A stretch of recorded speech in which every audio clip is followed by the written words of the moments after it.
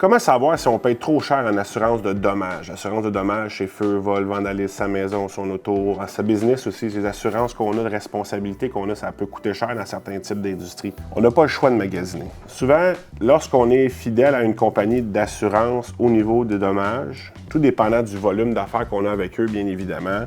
Mais exemple, on parle pour sa propriété ou pour sa maison, ça va aller avec des augmentations annuelles que vous ayez réclamées ou pas. Ah, les feux, les changements climatiques, ah, il y a des inondations dans ton quartier. C'est vrai.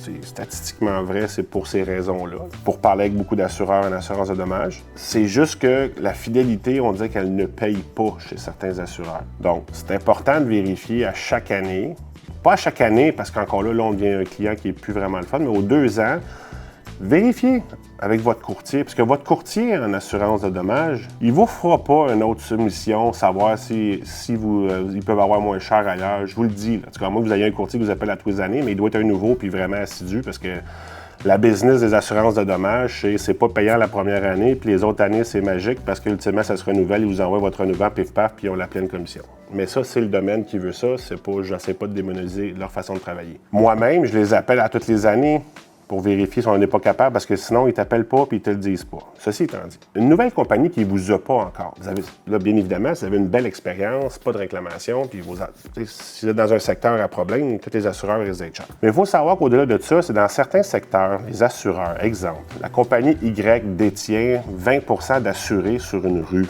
C'est un gros risque s'il y a un feu ou une inondation majeure. Que généralement, ils vont dire, bien, j'en veux plus dans cette rue-là. Ce qu'ils vont faire pour que les nouveaux, ils vont charger des prix de fou. Ils vont charger, exemple, 2 fois le prix. Comment ça, lui, il est le double? Ben, c'est parce que l'autre, ils veulent pas ce risque-là. Puis comme ils peuvent pas refuser des gens sur des raisons inutiles, sur des raisons futiles, ben, ils ont juste à monter le prix. Comme ça, ils savent que les gens la prendront pas, l'assurance. Si vous allez magasiner, vous dites, j'ai eu tel prix, peut-être qu'ils vont, pour vous garder, ils vont vous redonner ce prix-là. Là. Je dis pas de faire ça tous les années, là, mais essayez de le faire assez régulièrement pour faire évaluer. Parce qu'un nouvel assureur dans un secteur donné qui n'a pas vraiment beaucoup d'expérience dans ce domaine-là, puis qui n'a pas beaucoup d'assurés, mais il va te faire un bon prix. Là. 1, parce que tu es un nouveau client, il va vouloir baisser le prix. 2, nécessairement, il n'est pas surreprésenté dans un certain secteur. Vous pouvez avoir des économies assez substantielles. Donc, c'est important de les regarder et de les voir. Choisissez une compagnie en laquelle vous avez confiance, puis que lorsqu'il y a une réclamation, bien, il paye.